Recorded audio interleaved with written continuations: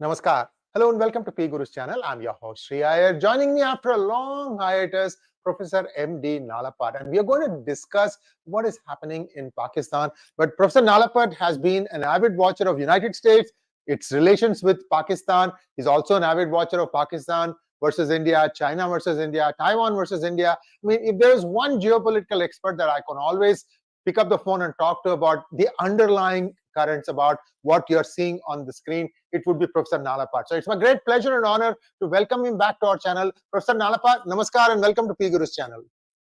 Namaskaram, Sri, and may I say it's an honor to be on PGurus.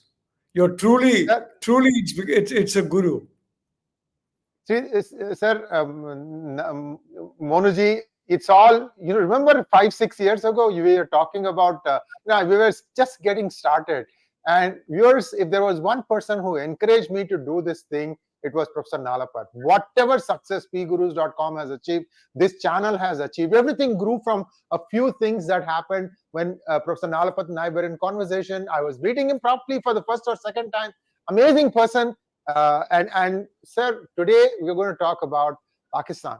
And I loved your article. By the way, there is a Sunday Guardian article that Professor M D Nalapat has penned. And you should read it because it is a very, very clear enunciation of what has been happening on this construct called Pakistan. I refuse to accept that it is a country. It's an army that has a country, and this continues to happen.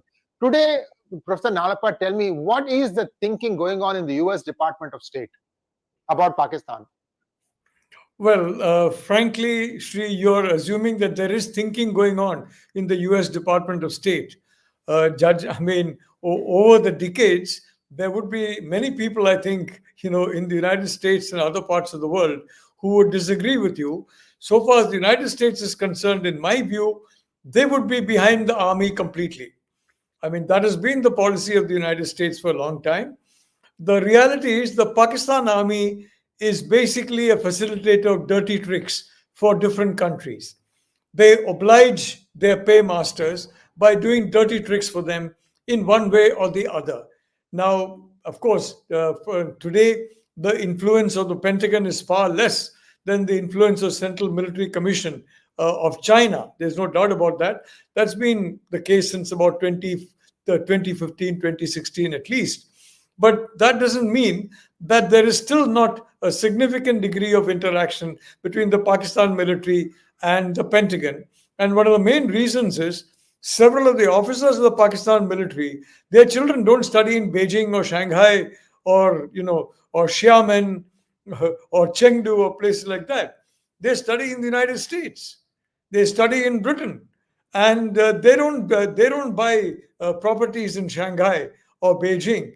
They buy properties in Miami. They buy properties in New York. They buy properties, even in Texas. So that is one binding tie between the United States and the Pakistan military. A lot of the savings created through illicit funds, by the way, funds that are through the liquor trade, through the narcotics trade, and through terror, quite frankly. This is then laundered by obliging bankers in Europe and other parts of the world. And of course, some of the banking havens which are there close to the United States, and then they're invested in the United States in the form of real estate. So that is, in my view, the United States was certainly no admirer of Imran Khan. And you will recall that Imran Khan, brandished a telex sent to him when he was the prime minister. Sent to him by a senior diplomat in the Pakistan mission in Washington. It's got a very, very large mission here. And that telex was a little shaky, I think, the man who wrote it. He said that, look, such and such high official in the United States has threatened there'll be dire consequences unless this fellow, namely Imran Khan, is not removed as the prime minister forthwith. And well, lo and behold, suddenly the army, soured on Imran Khan, and he was removed. And then that telex was brandished. So the fact is, and at that point in time, I mean, the Americans, of course, didn't speak directly. They spoke through cutouts. GHQ Rawalpindi directly said that through their, information agents, this is a fake telex. This is absolutely fake. It's not worth the paper it is written on. And lo and behold, what do we see a week ago? We see a week ago Imran being jailed for 10 years for revealing state secrets. And what is a state secret? That very same telex that was called fake news by the Pakistan military when it was first revealed by Imran Khan in 2022 as the reason for his sacking. So, well, I don't think the United States Department of State will be very happy at the election results. They would have hoped that Nawaz Sharif, who is a reliable chap, he will, obey anybody who basically he believes can support him and protect him. And they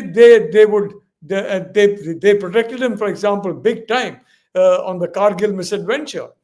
In fact, Clinton wanted, both in the Indian Prime Minister and the Pakistan Prime Minister to come to the United States, so that then Clinton could say that peace has been secured. The fact is, our army, our Air Force was giving a shellacking to the Pakistan army in Kargil. They were on the run, and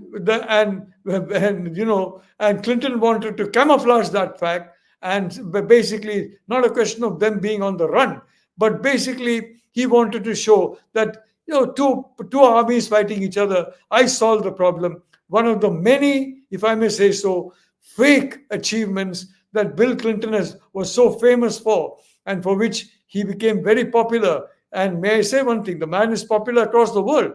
He knows how to charm people. He knows how to dress up what little things he has done.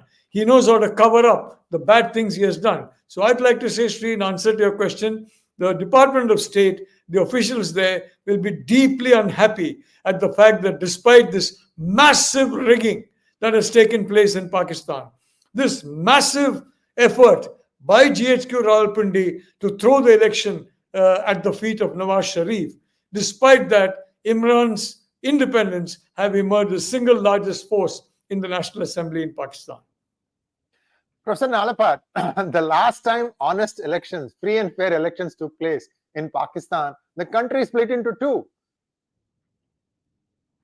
Yes, you're quite right. That was in 1970. 1970, yes. Yes, and a gentleman named Mujibur Rahman, who should have been the Prime Minister, and Mujibur Rahman, as the Prime Minister, was absolutely inexcusable to General Yahya Khan, the martial law, the man who really ran Pakistan.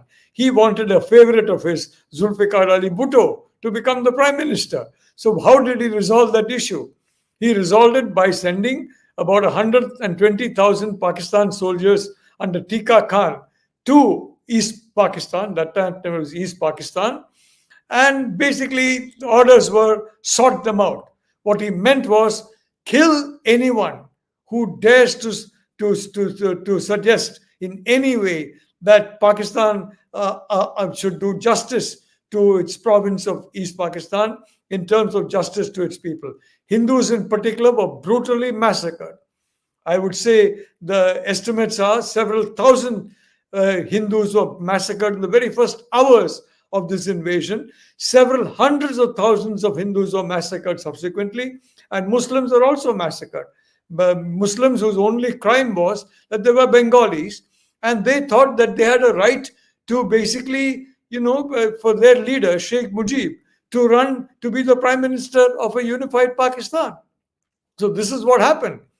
And today what has happened? Imran Khan, despite all the rigging, he has emerged with around 90 and odd seats. It should have been, from the calculations that my research team has worked out, which is there in the article you mentioned in the Sunday Guardian of yesterday, the front page article, another 80 to 85 seats he should have won, which means he should have had a comfortable 180 seat number in the National Assembly, a huge majority. But of course, that was as intolerable to the generals as Sheikh Mujib was.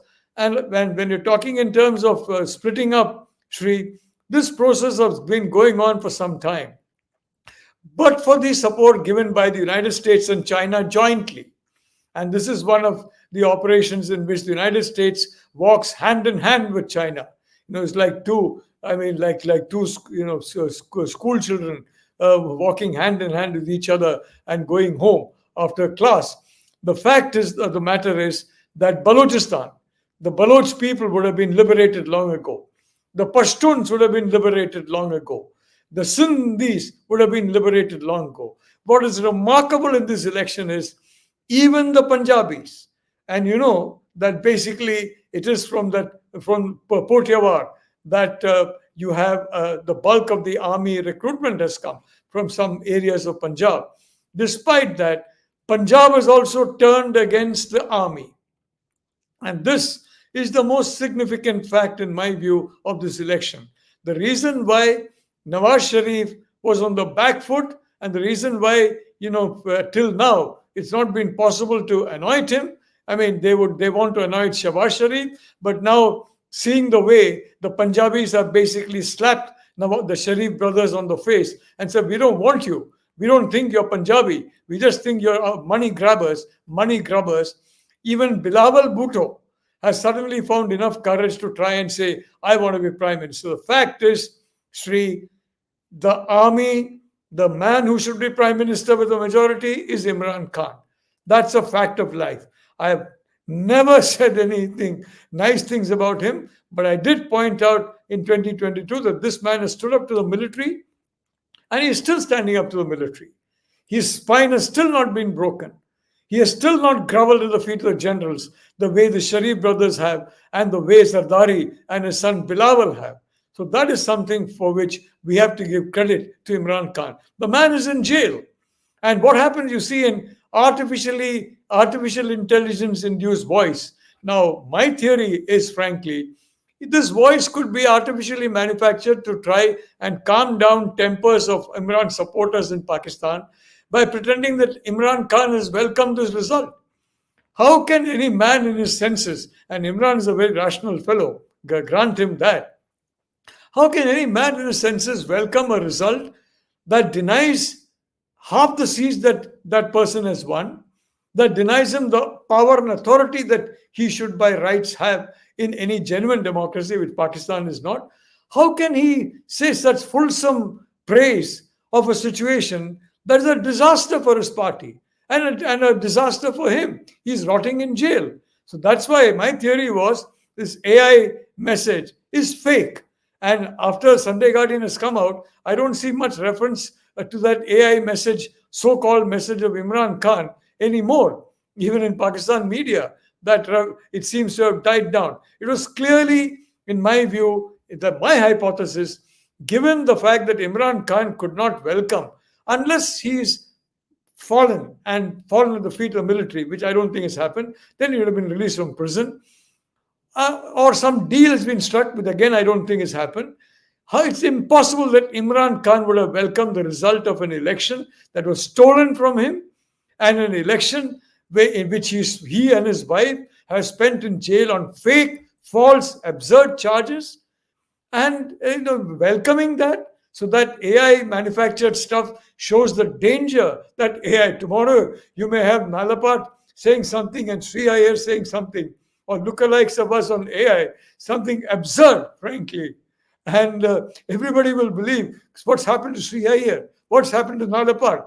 Just as many people thought what's happened to Imran Khan. Well, the fact is, it was almost certainly not Imran Khan. That AI image was meant to soothe tempers in Imran's followers and to create a situation where a law and order problem is not created, giving the army sufficient time for a crackdown and the installation of another pliant puppet government of theirs.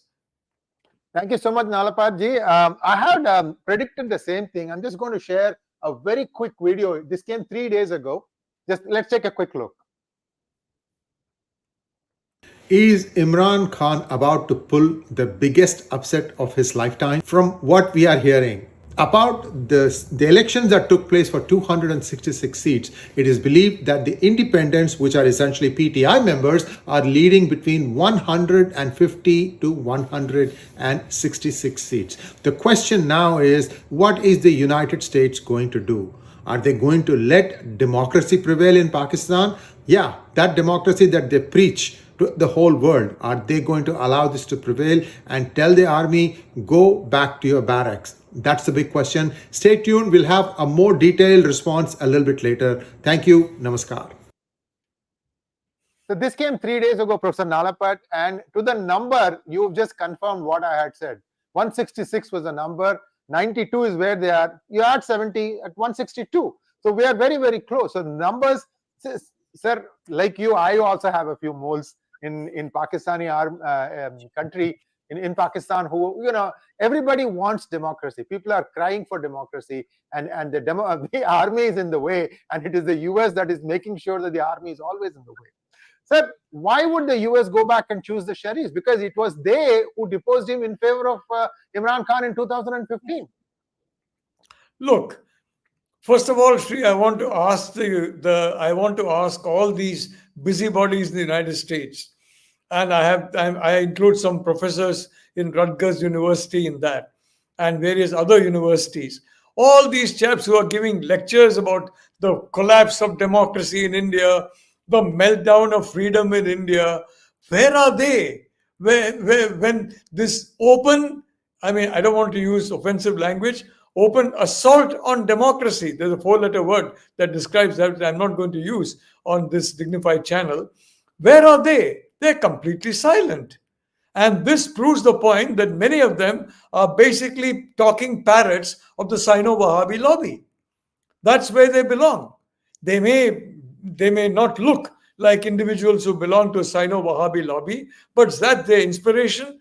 That's basically the reason why they're so muted about what's happening in Pakistan. And you're perfectly right. Now, what happened? It was about 150, 160, 165. It was climbing to that level. And suddenly you had a big delay in the election commission announcing. So you had somebody had taken, I think, Form 45 or something it's called, which shows the total vote tally.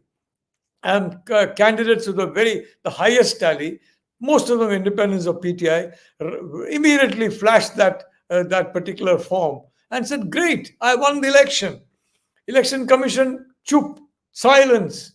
Of course, to silence from Anthony Blinken, to silence from 𝗤𝙧𝙤𝙪, to silence from all the great, noble defenders of democracy and fighters for freedom who abuse India every day of their lives in some way or the other.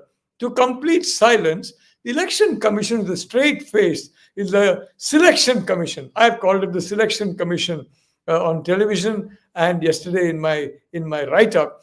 The Selection Commission surprised these people by saying, oh, this Form 45, no. It's not really accurate. Sure, give it to us. Tore it up. And they said the guy who had got number 3, number 4, number 5 on that Form 45, he was declared the winner. He was usually from Nawaz Sharif's party. And that is what I'm saying. In Punjab province, Sharif's candidates were number 4 and number 5. Even the PPP, who used to be abused by Sharifs as the Sindhi party. What's wrong with the Sindhi? They're wonderful people. And we're lucky to have so many Sindhis who came to India. And they've been a great treasure for us. But the fact is that the Nawaz Sharif's party has been completely flattened. And these original Form 45s have shown that. They were demolished, they were destroyed, ballot boxes were destroyed, and fake numbers were put. And even then, Imran Khan's tally could not go below the three-figure mark. It's remarkable, actually. It just shows that despite all their efforts, they failed. But what I'm asking you, there's a movie called The Silence of the Lambs who kept silent. I'm asking about the silence of the human rights warriors. I'm asking about except for a few, exclamations here and there. Where is Tony Blinken? Where is Jake Sullivan? Where is where are all these other great warriors of democracy, especially in the Democratic Party, who day in and day out? Where is Ilhan Omar? Ilhan Omar is such a champion of democracy. I mean, Somalia, of course, as we know, is the very epitome of democracy in the world. And Ilhan Omar is basically... I can't help laughing. No, Ilhan Omar represents that democracy beautifully, if I may say so. But where is she?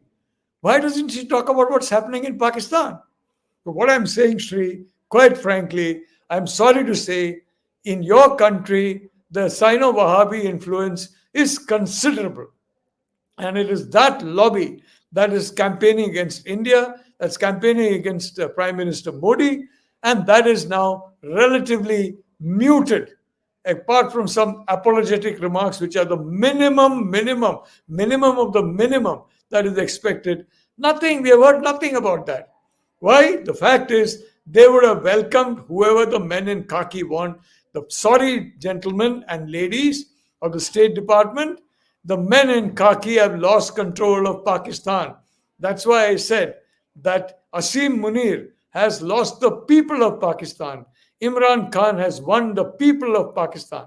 Yes, you may have got some shabby government in Pakistan, some shabby bunch of puppets in your puppet show, but the people of Pakistan have left the Pakistan military, have deserted you for Imran Khan. And if Imran Khan who's undergoing torture, maltreatment, his wife, his family, his friends, horrible torture, again, to complete silence from the human rights warriors where you are, Sree. California is filled with human rights warriors. You walk on any street corner, you'll find human rights warriors with placards. Oh my God, India, India, India.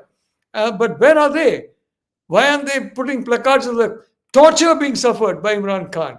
They're not talking about the torture suffered by Julian Assange, of course. But with Julian Assange, all right, that happened some time ago. But they're not talking about that torture. They're not talking about torture being suffered by Imran Khan as you speak, because the man is obviously standing tall and standing firm against this torture. Otherwise, you would have seen him on television reading out the script that the generals want him to read out. How long can this charade go on? How long can the State Department, the White House, can the European Union, can the UK, can Rishi Sunak, can David Cameron, how long can you people ignore the reality of Pakistan? How long can you ignore that? You have ignored the reality of what's happening in Balochistan. You have ignored the fact that the Pashtun people, I mean, this is something that we have been talking about, I have been talking about for 5-6 years, especially Pashtun women, that they are very unhappy with Pakistan. And it is very unfortunate for Pakistan that Joe Biden went away and left a vacuum that was filled by the Taliban, because today the young Taliban, at that point in time, I said the Taliban had 6, if you remember, I think on PGurus also, 6 groups, and 3 groups were basically neither with the Chinese nor with the Pakistanis. They were free Taliban. And these are the young people. This is 90% of the cadre. And they hate Pakistan. They hate the Durand Line. So the biggest mistake that Pakistan made was basically to encourage the United to build, Joe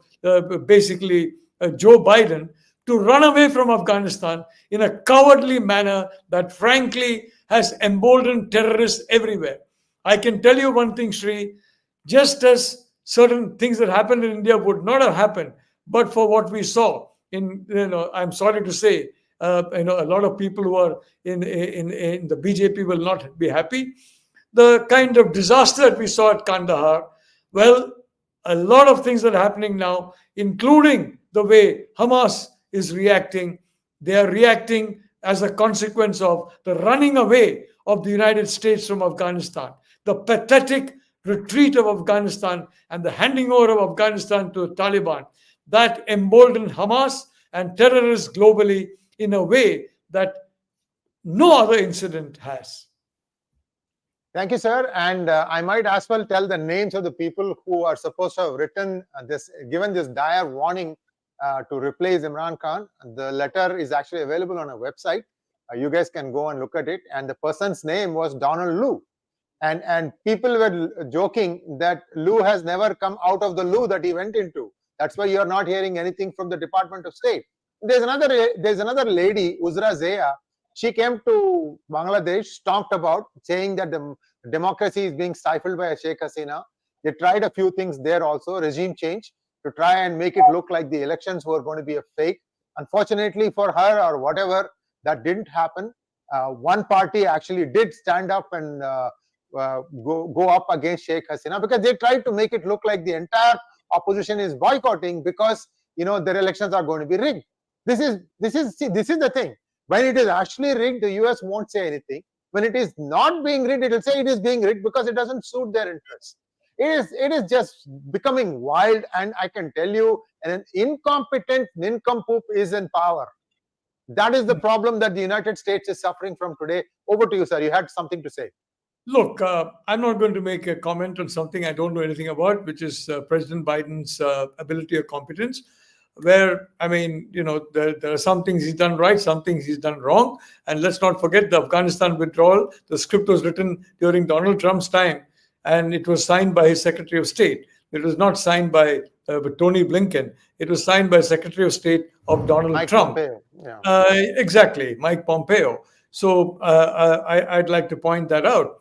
But again, you're talking in terms of regime change. The reality of situation is it's too late for that so far as Pakistan is concerned. In my personal view, I mean, that state is an artificial state created artificially, and it is now falling apart. And it is falling apart to the dismay of not only the people in the United States, but also the Chinese Communist Party. Because like the American establishment, the Chinese Communist Party also depended entirely on the people in khaki. And this is the problem, you have a military dictatorship, very clearly a military dictatorship, and you basically say nothing about it. And at the same time, you start attacking a democracy, a genuine democracy. And Sree, I'd like to say some things which I'm sure that, I mean, PGurus, I had a different opinion with your channel on that. That is Ukraine. I said from the very beginning that it is insanity to make these Ukrainian people believe that they can defeat the Russians. Absolute insanity. You are condemning the Ukrainian people to a horrible fate. Russia is not going to be defeated.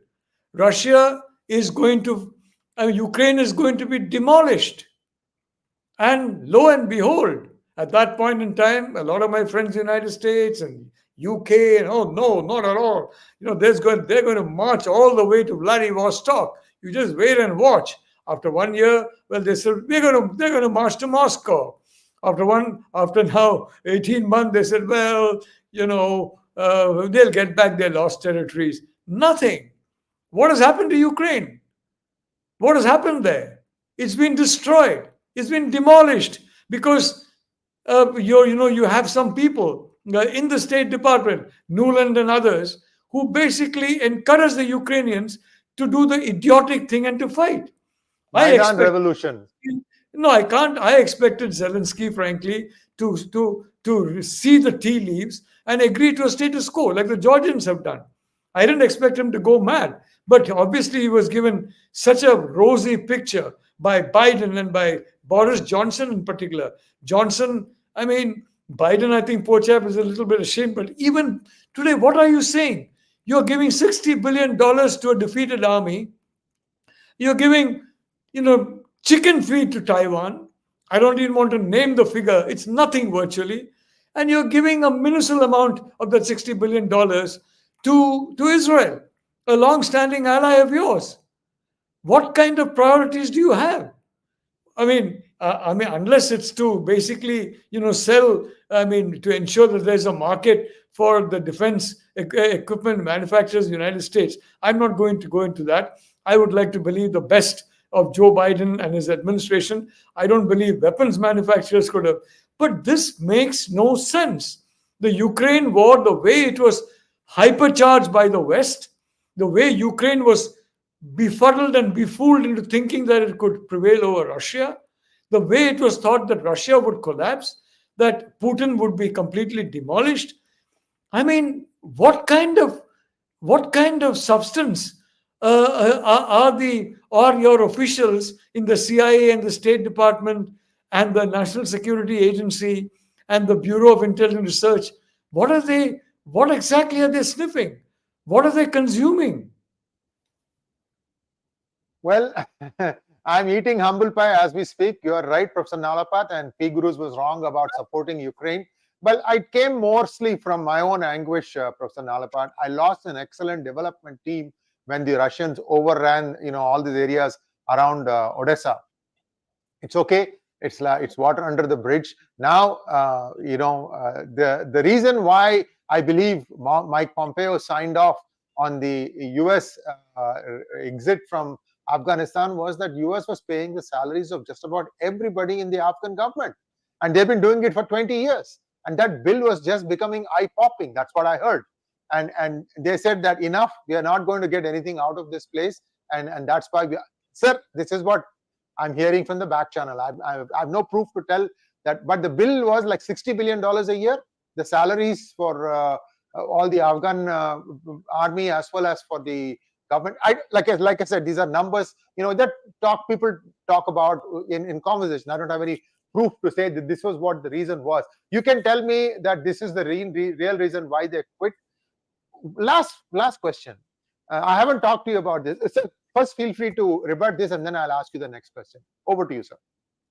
Look, first of all, Sree, Donald Trump, and I must say that in some respects he was very firm. He introduced tariffs on Chinese goods. Frankly, that was, and the so-called Russian influence is absolute bogus. It makes sense. It made perfect sense for Donald Trump to try and ensure that Russia came on the United States side rather than China. Why? Because the Chinese came on the American side against Soviet Union. It made sense. It made political sense for him to do that. But having said that, this is a man who had a deficit of $8 trillion. $60 billion a year compared to $1 trillion a year of deficit during the Trump years is a flyby. Secondly, all US troops, they should leave. And of course, Biden lost troops in the process of leaving, frankly. So incompetent was the withdrawal. But the fact of the matter is, you should have allowed the Afghan military to continue to function. You should have allowed the contractors to continue to be replenished. At most, it would have been $5 or $6 billion over about, let's say, 3 or 4 months. And again, another about $10 billion, let us say, at most in a year, at most, of which about $5 billion will be US equipment. So $5 billion net. What happened in Afghanistan gave really confidence to terrorists across the world that the United States is a paper tiger, what Mao Zedong called a paper tiger that looks ferocious, but it is papier mâche. And this, frankly, in my view, $5 billion is absolutely nothing, in terms of cost compared to what the damage that the United States reputation. Of course, Biden has got Trump has very beautifully walked away from that. It's not his issue. It's Joe Biden's issue. But the fact is, he's a co-signatory of that. He was the initiator of that. But may I say, Sree, please don't use a financial argument with me. A guy who ran up a debt of $8 trillion and counting, and you say $60 billion, of which about $40 billion, by the way, I calculated that point in time. $43 billion was US equipment. 43 billion was US equipment. So for God's sake, Sree, let's not throw arithmetic at each other. They ran away because both Trump and Biden are afraid of seeing their people killed in combat. Let them not see them in combat. We don't want American troops in combat. We want American equipment. We want American intelligence. We want American naval and air power to join with us. We don't want American soldiers on the field. For heaven's sake, maintaining them is horrifyingly expensive. But the point is that what America did, throwing its allies under a bus, whether it is the Kurds in Kurdistan, who are the ones who actually demolished ISIS, whether it is the Afghans who stood by the coalition against the Taliban and who were ruthlessly executed by the Taliban. You remember, I was talking about the numbers of executions. I don't have moles anywhere, but I have sources. Sources. You're talking about the Northern Alliance, sir? Are you talking about the Northern Alliance? Pashtuns also, Sree. I have very good relationships with the Pashtuns. I think you have interviewed one or two Pashtuns who have been well known. Yes, I have. Yes, I have. I've brought them to your wing. The Pashtuns are a very proud people. And, the fact of the matter is that you had a number of Pashtuns. Today, nobody believes the United States as a security partner.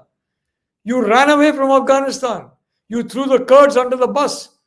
How do we know? I mean, I was in Taiwan. They asked me, how do we know that Americans will not throw us under the bus? And I'm asking that same question. You know very well I've been supporting an India-US security alliance. I still do that. I support a good relationship with the Western world. I still do that. I wrote 2 books, basically. One in 2022 August called 75 Years of Foreign Policy, in which I basically the West was wrong. And 2, in 2023 September, it was released, Cold War 2.0, which came on your show. But yes, I did. Who can rely on the West after what we have seen and now what you see in Ukraine? Where is America now? $50 billion, by the way, is over with the Europeans have promised. Again, 70% will be European equipment. They'll put up value earned and give them junk. Over 5 years, 10 billion a year. I mean, that's about, in terms of purchasing power parity terms, less than what you were giving to Afghanistan. One country, America, was giving to Afghanistan. So let's be honest, there's Ukraine fatigue. And why? Because everybody knows Russia cannot be defeated. Everybody knows Russian economy cannot collapse. The ruble is stronger now than it was in 2022. The dollar has been fatally weakened, as some of us pointed out, in this stupid use of the dollar as a weapon of war. You're destroying the dollar. And the one thing that's keeping America solvent is the US dollar as the global currency. You remove that, America becomes insolvent immediately. Thank you, sir. Before we segue into some questions from our viewers, and they ask very good questions, Professor Nalapat. One last question to you. In a recent interview with, it was very controversial, but Tucker Carlson, Putin said that he was ready for a ceasefire, but Borris Johnson basically came in and botched it up. What do you think was this reason, sir? I don't have the kind of access that you do to Russia as well as to UK. So can you please enlighten our viewers what really happened? Well, Sree, I'd like to say publicly that there is going to be a major India-Russia track 2 dialogue taking place in India from 27th to 29th of February. And the Russian side has been in touch with me, and the Primakov Institute, IMEMO, the star institutes and think tanks in Russia that are very close to Vladimir Putin, they are coming. A very high-level delegation is coming from them, and a very good delegation from the Indian side. The track 2 dialogue. Government has nothing to do with it, but that is basically because India and Russia are good friends of each other. Prime Minister Modi is still a very good friend of President Putin, as is President Putin to Prime Minister Modi. But having said that, I'd like to say that I think Putin, from the beginning, did not want more than what he's already got in Ukraine. But the more you push him, the more he is going to lean towards the other option of completely going and smashing whatever is left of Ukraine. He has smashed about half of Ukraine, smashed all of it. I think and that is why I think this offer, Tucker Carlson has acted as a patriotic American doing his duty. I mean, frankly, Tucker Carlson doesn't know very much about the British Empire and the way the British colonized its empire and enslaved people. Clearly, he needs an education in that. But where Ukraine is concerned, Tucker has been absolutely right. He's a patriotic American, and he wants the Americans to do the right thing, which is agree to a ceasefire. And he got Vladimir Putin himself to agree to that. And you had these people, BBC, we asked for a discussion with them. How they asked it by holding up a cardboard placard, BBC. We asked in writing, and they must have given 20 questions. Why did you commit atrocities in Bucha? I don't believe those atrocities were committed by Russia. Well, I mean, which military in its senses would commit that kind of atrocity and leave dead bodies strewn on the streets for Ukrainian military to come in and discover, quote unquote? I mean, those kind of absurd questions, which will settle the question of bias in the very beginning. Obviously, nobody would want to have a fixed match with biased journalists, which unfortunately the journalistic profession in the Western world became exactly the way journalists are in North Korea and in China. They became slaves of the state narrative, the narrative of the government, where the Ukraine war was concerned. And clearly, Mr. Putin does not want to talk to slaves. He wants to talk to Americans with spine. And Tucker Carlson is a man with spine. I would say Joe Biden, if he accepts it, good. If he's, I'm told he's being told, sir, you ran away from Afghanistan. They didn't say that they asked him to run away, but if you run away from Ukraine, you lose the election. And for Biden, it's important that he win the election because he likes being in the White House. Who wouldn't, I guess? Trump also loves the idea of coming back to the White House. The coffee is good, I heard. The coffee is good, I heard.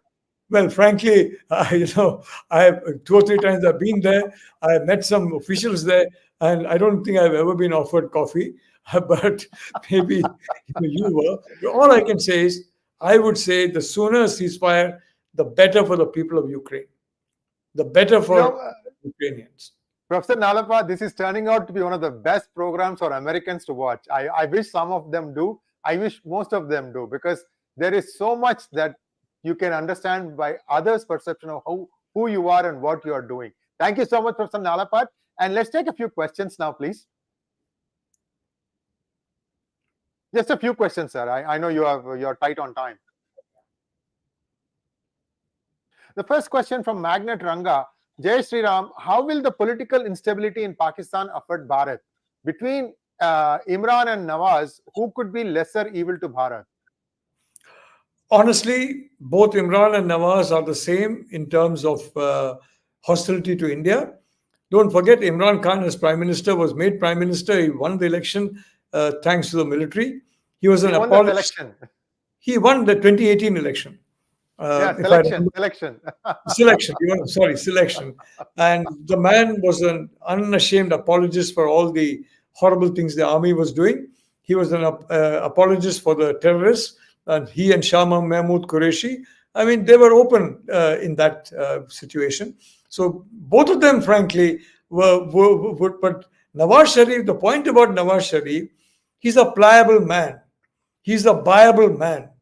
And back in those days, before Kargil, may I point out, large amounts of sugar were sent across the border mysteriously.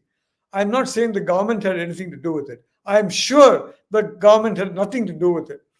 Large amounts of sugar were mysteriously sent over the border to Pakistan, and in a few weeks mysteriously came back with Pakistani packages, and huge amount of money was paid to the people who sent that sugar back. And lo and behold, they were very close to a gentleman called Nawaz Sharif.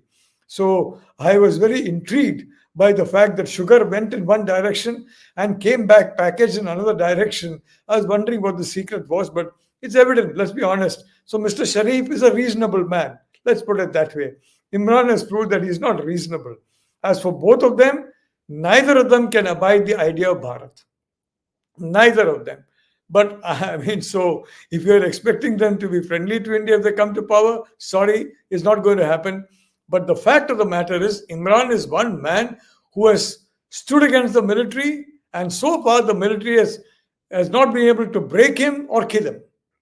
He's neither broken nor killed. And that's something to give him credit for. Yes, indeed. And viewers, some of you who may be guessing the name for the person behind all that sugar export, if I have to take a guess, wild guess, his initials rhyme with that of Samajwadi Party. That's all I'll say. Next one. RGB 116. Namaskar, sir. Your views on MS Aiyar's recent comments. I laugh. Shouldn't he be under investigation for any quid pro quo he may have received? Well, I'd like to say that money is a good friend of mine. I find wonderful conversing with Mani at any point in time. He's great fun. Absolutely. He's absolutely wonderful. He's a brilliant conversationalist. But I'm surprised that somebody who's watching PGurus is taking him seriously. I mean, I'm really surprised about that. He's a wonderful chap to have a cup of tea over in the Lotus Lounge of the India International Center. I'd like to say that I really I love talking to him. I am very happy that I am a friend of his. I hope I continue to be a friend of his after the show, and I hope, because I have immense regard for him right from the time he was with Rajiv Gandhi. Right from that time onwards. And in fact, I kind of was not very happy. And I told Rajiv, what is all this? This guy is calling us the Mofassil press. We're not the Mofassil press. We are the Indian language press. So Rajiv said, Mani, how can you call these the Mofassil press? And Mani, of course, immediately changed to the Indian press. I don't know if you'll remember that, but it's way back in Rajiv Gandhi's time. But the fact is, he's a wonderful chap. But please, please, please, please, if you don't make a martyr out of him, if you do so, next question, please. You're doing a great favor to a chap called Rahul Gandhi, who, I mean, in many respects, should be taken even less seriously than some of his members of his party. Frankly, I would say let Mani say what he likes and enjoy what he says. It's great fun. Next question, please. Kamalak Shenoy, thank you so much. Professor Sree Iyer ji, thank you for your great work. What is the validity of Pak election given poor participation? What poor part? 70% voted. This is one of the highest voted elections. Sree, I would like to say that about 30% of that 70% was fake. And of that 40%, I would say that obviously the overwhelming majority voted for Imran. The people who kept away were people who could not bear to vote for Nawaz Sharif and who could not bear to vote for Bilawal Bhutto. Utter contempt for the Sharifs and the Bhuttos in Pakistan. Utter contempt for them. The people who stayed away were these people. And Imran's people came out and voted. And the voting tally reached 70% because of bogus voting of 30%. And even the balance, that 40%, more than half of that was revised. So that's what happened, frankly. It was not 70%, I can tell you, Sree. It was about 40%. The real voting was about 40% because, a lot of Imran's people thought he'll never come because he's in jail. They didn't vote. Sharif's people and Bilawal's people said, why the hell should we come out and vote? It was boosted to 70%, frankly. The actual voting, from my sources, was 40%. And the reason was the Sharifs and the Bhuttos are held in utter contempt by the people of Pakistan. The telltale sign of rigging is when the number of votes total declared were more than the number of votes in the constituency. In other words, more than 100%. That tells you that it was rigged. Quite right, Sree. Yeah. But may I again say, please, I want to say, your channel is a remarkable channel.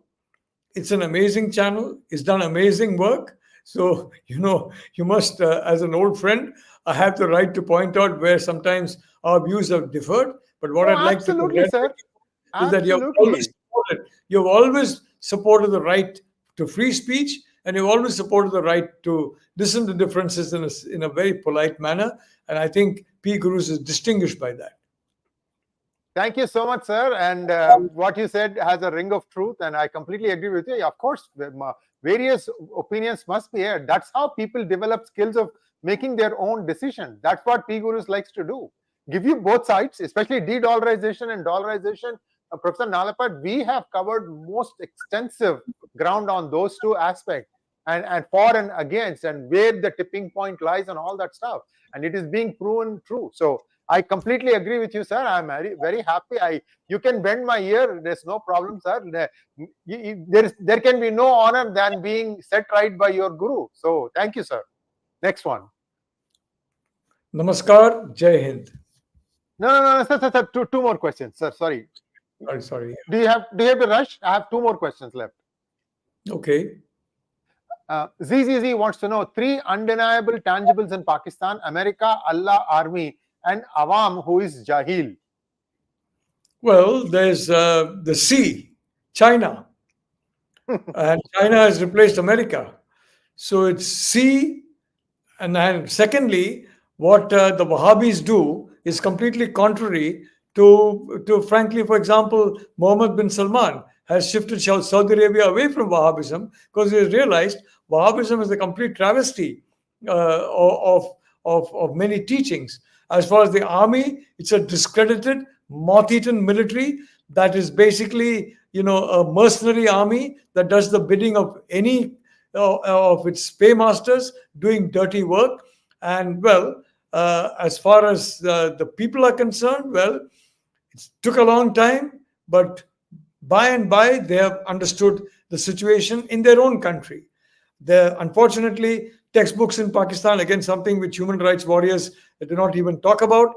I wish 𝗤𝙧𝙤𝘀𝘀𝘀 did some research on textbooks in Pakistan. She'd have a lot to say if she were really supporting human rights and not supporting an agenda, an anti-Hindu agenda. But, they teach you hatred of Hindus. And may I say one more thing, Sree? You look at the textbooks that were taught by Hamas in Gaza. You look at what was taught by them after they took full power in 2007 in Gaza. The textbooks were that the Jews are a curse on the earth. Yes. They should be blotted out. These were school children who have been indoctrinated in that. And it reminds me of the textbooks of a particular country under a particular leader in Europe, frankly. And all this is being ignored. I mean, these textbooks are being ignored. It's so sad what has happened in Gaza.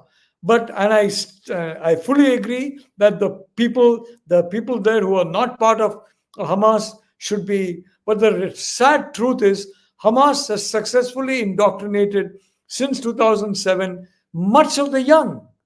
And today they have seen for themselves what happens when a terror gang takes control of your territory.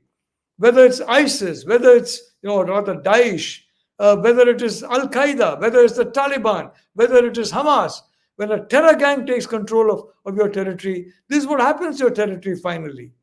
And again, I would like to say, I am a supporter of a two-state solution. Netanyahu should not become a George Bush, supercharged George Bush. George Bush completely, went overboard with a lot of corollary actions, which completely damaged American security.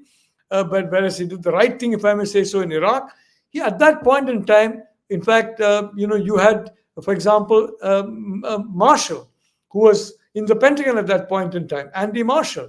And I told Andy Marshall, look, you guys should retreat to the boundaries of Iraq and leave all the towns and cities to Iraqis to handle. So what are you saying? You're saying that we should, leave the whole of Iraq and just go to the boundaries of Iraq? I said, yes. And this was just about a few months after the invasion. Well, it turned out that Andy Marshall went with those in the Pentagon and said, no, we got to be there everywhere, we got to keep the peace. If the Israeli military tries to keep the peace in Gaza or in the West Bank, believe me, you're going to create another Iraq. You're going to create pools of ISIS and Al-Qaeda, Daesh, Taliban, everything. The Israel should not try and do what the Americans tried to do in Iraq, which is occupy Iraq and rule Iraq. You had an American administrator in Iraq. I pointed it out at that point in time, 2003, 2004, 2005. An administrator was American and no Iraqi in Iraq. And you're saying you're not a colonial power? And you bring the British in, the former colonial power, and walk hand in hand with them. And you say the Iraqis should not think that you're a colonial power? I mean, as I said, Sree, I don't know what substance is being consumed in high-level policy-making circles in the United States, including think tanks. But whatever that substance is, it's destroying the United States. It's destroying the West. Sir, you have to only look at movies like 𝗣𝗚𝘂𝘁𝗍. Viewers, I think it is on Netflix, if I'm not wrong. 𝗣𝗚𝘂𝘁𝗍. It talks about the life of Dick Cheney. He was a vice president, but you need to understand what he was doing before he became the vice president, how he set up the things so that he was the only candidate left to be considered as a vice presidential candidate for George Bush. Just watch that movie and you'll understand a lot of the backdrop of what Professor Nalapat is saying. Let's go to the next question, please. This is the last question, Professor Nalapat. Yeah, go ahead, sir. Go ahead, sir. Yeah, Vitoria Nueman game, frankly, if you recall, Sree, there was a time when it took 3 years for an Indian to get a visa, and now you've got a record number of visas. Well, I don't know. I mean, I can't give credit for that, but soon after that, my friends in the United States, once again, I repeat, I have sources, I have friends, I don't have anybody else. As a private citizen, they informed me that it is Vitoria Nueman who basically ensured that the State Department mandarins ensured that Indians would never get a visa to travel to the United States. Even if their relatives in the United States were suffering, they're on their deathbeds, Indians would not be allowed to go to the United States. 3 years it took to get a US visa. 3 years. It's absurd. United States and India have been linked together from the 1950s. I mean, it's a wonderful country to visit. Americans are wonderful people. And that is what Nueman did, frankly. But fortunately, I mean, I'm not saying because of that particular article in Sunday Guardian about Vitoria Nueman being responsible for this particular 3-year delay and plus in the visa situation. Certainly not. Independently, nobody would have read it, I'm sure, in Washington. But independently, they reached the conclusion that India is just too big. And the fact is, India and America have to work together, Sree. They have to work together. There's no choice. As I wrote in Cold War 2.0, we have no choice but to work together to deal with this aggressive, expansionist superpower called China. We have no choice in the matter. Vitoria Nueman is a useful idiot of China, frankly. The way she's gone after Russia, when the enemy is China, the way that she has sabotaged any attempt to do a deal with Russia so that Putin or somebody else will basically, gravitate less away from, less being attached to the Chinese orbit. I mean, she's a Hillary Clinton called Tucker Carlson a useful idiot. I mean, Hillary Clinton is just an idiot. She's not a useful idiot. She's not a very useful person, but she's an idiot. But Tucker Carlson is nobody's useful idiot. Vitoria Nueman is a useful idiot of China. She, without knowing it, her obsession with Russia has made her a very popular figure in the highest circles in China, and I know that personally, Sree. Some people in the Department of State are going to get such a lashing from this hangout that they're going to be in pain for a long time. So, Professor Nalapat, contrary to what you think, a lot of people do watch PGurus. See, we don't carry a brief. So, would you believe me if I tell you that till date, I have not had a single Republican congressman or a senator on PGurus channel, whereas I've had 4 Democrats. You should have My point here is, it's open for everyone. I invite everyone. If some come, that's good. But if they don't want to come, I'm not going to go and say, please come on my channel. I'm independent, sir. I will give anybody the space and to air their views. So though they do watch Professor Nalapat, and it is important that sometimes people get a little bit of ear from somebody else because they think they can do no wrong. Thank you so much, Professor Nalapat. But Sree, I'll say very clearly, whatever you say, in the American system, there are enough sensible people around. And I think the point is that they should make their voice heard. In a lot of situations, what happens is that information that the bosses don't like gets suppressed at lower levels, never gets placed up. I think that blockages in information need to be tackled by the various agencies in the United States. Because as I said, India and the United States are indispensable to each other. Yes, indeed. And one person knew the answer to this problem, and guess what happened? He has been booted out of the Republican primaries. So we all know who I'm talking about, but he has age on his side. He's coming back, guys, and just wait. This is going to happen. Thank you once again, Professor Nalapat. Namaskar.